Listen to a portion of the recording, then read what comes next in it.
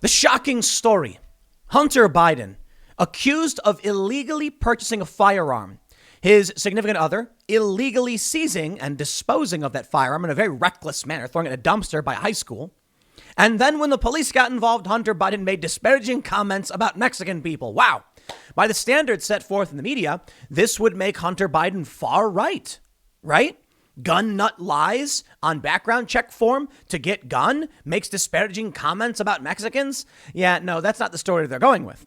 The story that we're getting from the Daily Beast is that Tucker Carlson and Jesse Kelly are saying that the right will go full fascist because of Hunter Biden.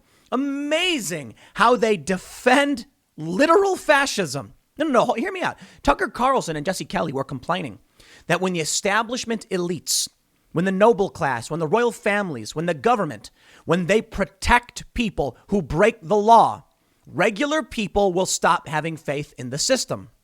The story's crazy, man. Apparently, Hunter Biden illegally buys this gun, so they say.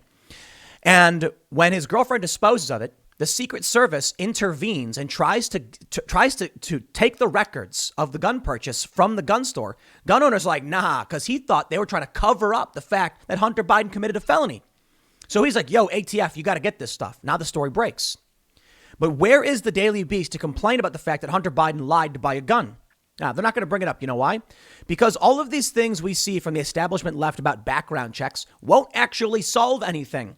Now, I know a lot of conservatives are concerned about, not just conservatives, but Second Amendment advocates are concerned about gun control laws. But I'll just tell you this. I don't think Democrats actually care about gun control laws. I think they care about things. They want to just say they're doing something. Oh, yeah, we're going to fight this and we're going to pass a bill that, what does it do? If background checks already exist and wait periods already exist, and you can't sell guns to people who are not legally allowed to have guns, then what's the issue? As we can see here, Hunter Biden lied and committed a felony to buy a gun and got away with it, so saith this report, or at least that's how they make it sound. I'm trying to be very careful. Let me read you the story. It's mind-blowing. And then I want to break down how the media lies about Tucker Carlson. It is not going full fascist when the government breaks the law and cops and law enforcement won't arrest those breaking the law. When people in government are allowed to do whatever they want. I'm sorry, that's closer to fascism than anything Tucker Carlson and Jesse Kelly are talking about. Here's the insane story from Politico. Secret Service inserted itself into case of Hunter Biden's gun. The bizarre incident involves a trash can, a man searching for recyclables, and eventually federal law enforcement. They say, on October 23rd, 2018, President Joe Biden's son, Hunter, and daughter-in-law, Haley, were involved in a bizarre incident in which Haley took Hunter's gun and threw it in a trash can behind a grocery store, only to return later to find it gone. Delaware police began investigating, concerned that the trash can was across from a high school and that the missing gun could be used in a crime, according to law enforcement officials and a copy of the police report obtained by Politico. But a curious thing happened at the time. Secret Service agents approached the owner of the store where Hunter bought the gun and asked to take the paperwork involving the sale, according to two people, one of whom has firsthand knowledge of the episode, and the other was briefed by a Secret Service agent after the fact. The gun store owner refused to supply the paperwork, suspecting that the Secret Service officers wanted to hide Hunter's ownership of the missing gun in case it were to be involved in a crime, the two people said. The owner, Ron Palmieri, later turned over the papers to the Bureau of Alcohol, Tobacco, Firearms and Explosives, which oversees federal gun laws. The Secret Service says it has no record of its agents investigating the incident, and Joe Biden, who was not under protection at the time, said through a spokesperson he has no knowledge of any Secret Service involvement. Days later, the gun was returned by an older man who regularly rummages through the grocery store's trash to collect recyclable items, according to people familiar with the situation. The incident did not result in charges or arrests. This is where things get interesting. They probably should have, or you'd expect them to, but they didn't. They say, but the alleged involvement of the Secret Service remains a mystery. One law enforcement official said that at the time of the incident, individual Secret Service agents at the agency's office in Wilmington, Delaware, and Philadelphia kept an informal hand in maintaining the former vice president's security. The person cited an instance in 2019 when the Wilmington office of the Secret Service called the Delaware State Police to arrange security for a public appearance by Biden. The Secret Service declined to answer questions about whether it had informal involvement in Biden's security. Asked whether the Secret Service requested state police security for Biden during the period when he was not under the agency's protection, a Delaware State Police spokesman said, "I have reached out to our sergeant who oversees the executive protection unit with the Delaware State Police. He is unaware of any such requests or service was provided. Any involvement by the Secret Service on behalf of the Biden family or on its own initiative would be inappropriate interference in an incident that was already being investigated by Delaware State Police with the involvement of the FBI, according to law enforcement officials." Now we'll stop right here. Already, we're well past just overlooking a crime. Now we have the Secret Service somehow intervening for some reason to cover up a very serious crime, a felony. And they actually say this. Check this out. Politico obtained copies of the firearms transaction record and a receipt for the gun dated October 12th, 2018. Hunter responded no to a question on the transaction record that asks, "Are you an unlawful user of or addicted to marijuana or any depressant, stimulant, narcotic drug, or any other controlled substance?"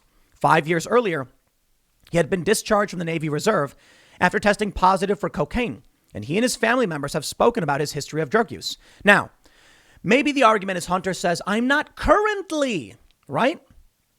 What about the photos that came out from the laptop? I mean, this stuff's still relatively recent, isn't it? I'm sorry, man. You take a look at the stories about Hunter Biden and the nightclubs and the things they find in his car, and it stands to reason he has always been an addict, and he lied on this form. Politico says lying on the form is a felony, though prosecutions for it are exceedingly rare. Okay, fine, I guess. But what about Haley Biden stealing the gun, chucking it into a dumpster, putting a lot of people at risk? Now, I want to stop and say one thing real quick. I am a very staunch 2A supporter for one simple reason. The Constitution says it. And I think Democrats and, traditional establishment crony voter types who just support the tribe, whatever, I don't think they actually care about the Constitution. And I think it's unfair that somebody can just override the Constitution. So while I certainly think we don't want people running around the streets with crazy weapons like in New York City, well, this is the country you live in, and you don't have the moral authority to assert that you can change those rules unless you amend the Constitution. They changed the rules anyway. Okay, then. Well, what Hunter Biden did is illegal. What Haley Biden did is also illegal. They say neither Haley Biden nor George Maziers, a lawyer for Hunter Biden, Maziers, however you pronounce it, responded to a request for comment. The gun store incident occurred during a period after Hunter Biden's administrative discharge from the Naval Reserves for his positive cocaine test and his subsequent divorce from his first wife, Kathleen. At the time of the gun incident, Hunter was in a romantic relationship with Haley, the widow of his late brother, Beau. This is so weird, man. Like, the Biden family needs their own TV show, or better yet, someone's got to write a dramedy about this. Like, you ever watch Arrested Development? That's what I imagine when I imagine the Bidens. You've got like some responsible members, and you got Hunter, and he's basically like Will Arnett's character, Job. And it's like, he's like, I bought a gun. What happened? And he's dating his wife's, his brother's widow, and they're both named Biden. Think about how hilarious that would be. Like that's. I'm sorry, I just got to say it. He goes into a store, and they're like, "What are your names?" And his name is Hunter Biden, and her name is Haley Biden because she married his brother. And then they assume they're married or brother and sister, but they're brother and sister-in-law, and he's hooking up with her. Man, the aristocrats, right? Here's what they say. The incident began when Haley searched Hunter's pickup, which was parked at her home in Wilmington because of an unspecified suspicion he had. According to the Delaware State Police report, inside the truck, she found a .38 revolver. Haley took the gun to Jansen's Market, a nearby high-end grocery store, where the Bidens are longtime regular customers. There, she tossed the gun, wrapped in a black shopping bag, into a trash bin outside the store. Are you nuts? Man, these people. Later that day, this is like, we got to make a TV show, short film about this. Come on. Later that day, Haley informed Hunter of what she had done, and he instructed her to retrieve the gun, according to the police report. When Haley returned to the grocery store, she found that the gun was missing from the garbage bin and reported the issue to the store. Police received calls from the store's general manager, Paula Jansen, and from another person, according to the report. The missing gun caused heightened concern, according to the police report, because the grocery store sits across from the street from Alexis I. DuPont High School. Arriving on the scene, Delaware State Police retrieved security camera footage from the store and interviewed Jansen, the store manager. Quote, We complied with the police and gave them whatever security footage we could, Jansen told Politico. The FBI also responded to the scene, according to people familiar with the situation. At the time, the FBI was monitoring Hunter Biden as part of an investigation that remains ongoing and that currently focuses on his taxes. FBI declined to comment. In addition to questioning Haley, police called Hunter to the scene, where he was questioned outside the store's loading dock area and explained he used the gun for target practice, according to the report. Well, sure. I mean, I'm not going to impugn the honor of Hunter Biden. I don't know what he was using the gun for, and target practice, I guess. Look, I think people have a right to keep and bear arms, and they should be practiced and practiced and trained to use it. So I give him respect for that. At one point, now here we go. Here's where it gets funny. At one point, two of Jansen's employees, described by the police report as Mexican males, walked past the loading dock area, and Hunter told the police officer that the store had some suspicious people working for it. Asked if he was referring to those two staffers, Hunter responded, yeah, probably illegal, according to the report. Far right much, media? Come on, you're going to say far right Hunter Biden? Oh, they don't do that, do they? When an officer asked Hunter whether the gun had been used in a crime, the officer reported that Hunter, quote, became very agitated with me and asked me if I was intentionally trying to make him mad. This family, it's incredible.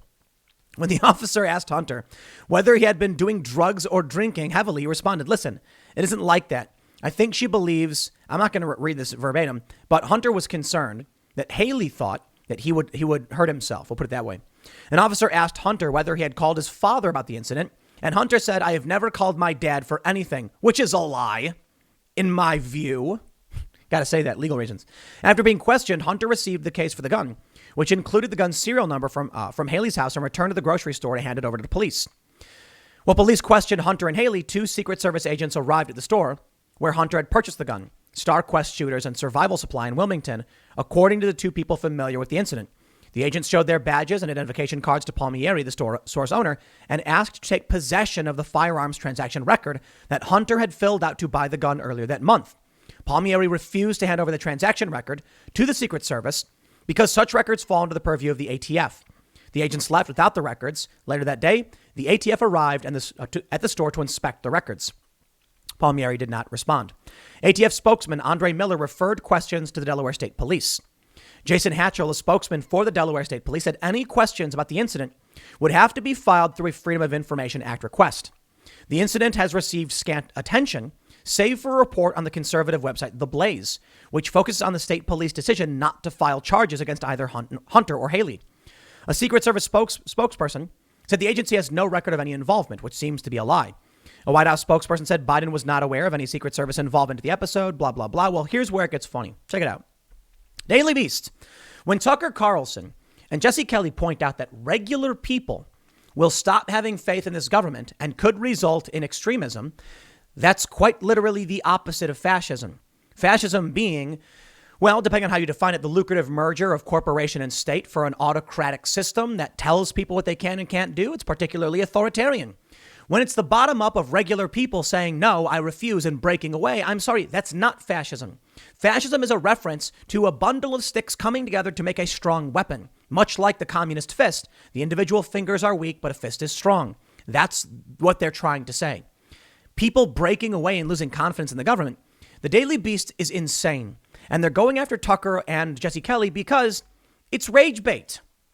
And I guess maybe this is too. But I thought it was more important to lead with Hunter Biden illegally buying a gun, so it seems.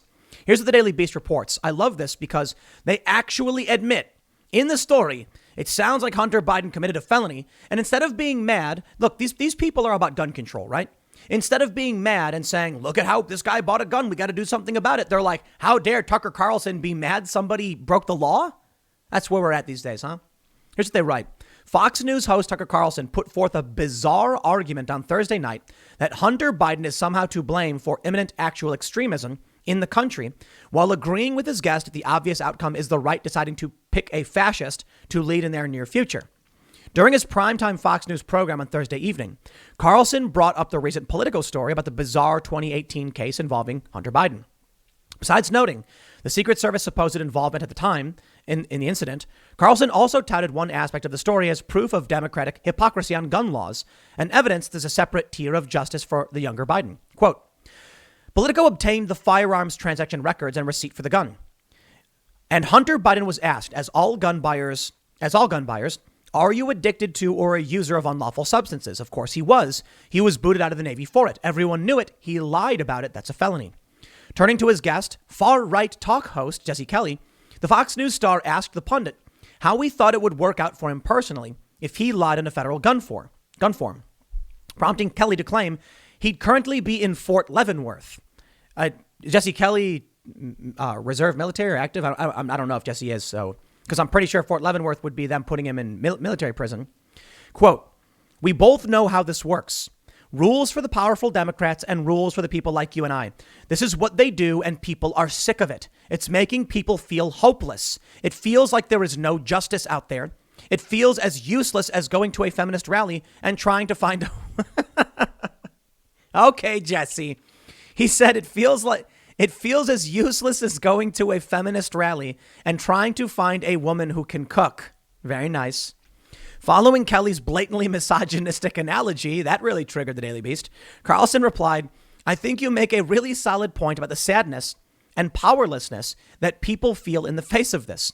The primetime host, meanwhile, wondered aloud if the situation with Hunter Biden was going to result in American citizens deciding to ignore the legal system and laws of the country. Quote, "At some point, people are going to say, why should I follow the rules? Why should I be a good citizen if they don't have to follow the rules? I mean, things kind of break down at some point, don't they? Yes, they do.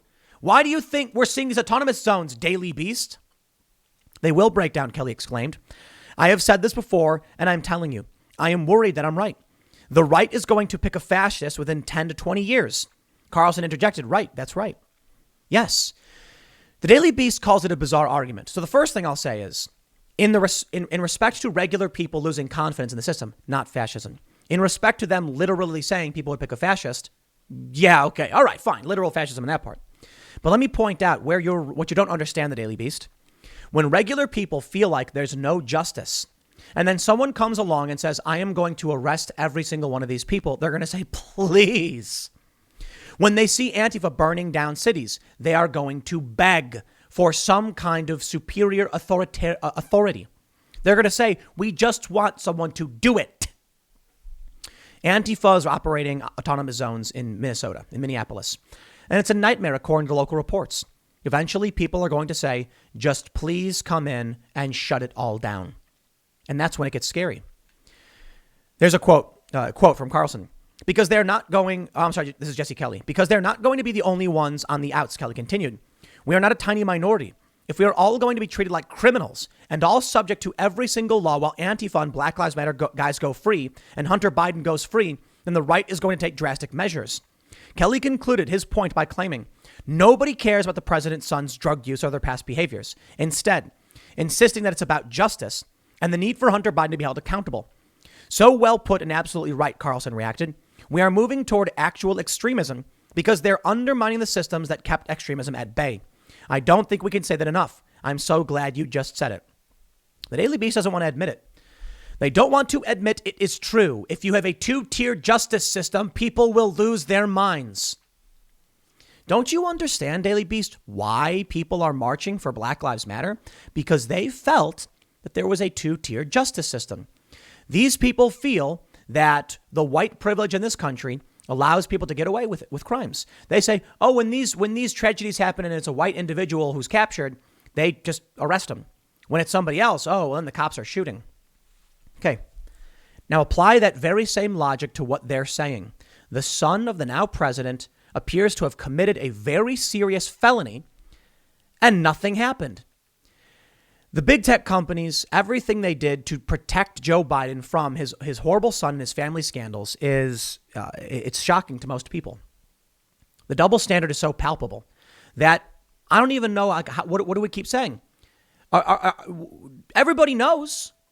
Everybody knows the fight is fixed, and the poor stay poor, the rich stay rich. That's how it goes, right? Hunter Biden can do whatever he wants, commit crimes. His significant other with the same last name because it's his brother's widow can illegally chuck the gun in a dumpster by a high school and no one gets in trouble at all. And the Secret Service appears to be trying to cover the whole thing up. Man, wow. When you're a royal family, you know, maybe that's why people get into politics, because you become untouchable. So long as you're a Democrat, I suppose, for the most part, untouchable. It's a corrupt machine. It's mafioso-like. The government is not doing, they're not sending their best. I'll put it that way. What Tucker is correct, and so is Jesse. And the Daily Beast is just trying to rile you up. I don't care if it's the left or the right. When people see injustice in the system and stop believing in it, then things break down. And what did you see? We saw the left devolve into extremism, defunding the police, burning down buildings because they felt they weren't getting justice. What Jesse Kelly and Tucker Carlson are saying is that when you see Antifa and Black Lives Matter doing these things and there's no justice, then you say, justice is gone. Isn't it funny? It's hyperpolarization. The Black Lives Matter groups want accountability from officers who've committed a crime, be it manslaughter or neglect. They also do want innocent cops to go to prison too, don't get me wrong. Not every single instance where a cop kills somebody is police brutality or a crime. Sometimes it's a tragedy. It's unfortunate. But the people on the left want accountability for police, and too often the cops aren't held accountable. Because of this, they say, I don't believe in the system anymore. They go and burn down buildings and destroy the lives of other people. Conservatives see this and say the cops won't do anything about that either. And then you start to see something truly amazing. Videos of conservatives throwing Blue Lives Matter flags into the dirt and stomping on it. That's right. Because now the conservatives are realizing it is a broken justice system. It doesn't matter if you're on the left, black, white, Asian. And the left would be wise to understand this. What matters is, are you in the establishment political class and well connected? Because then you'll get away with whatever you want. But if you actually demand justice, they'll tell you to shove off, and the media will smear you for it. That's how it works, I suppose, but I'll leave it there. Next segment's coming up at 1 p.m. on this channel. Thanks for hanging out, and I'll see you all then.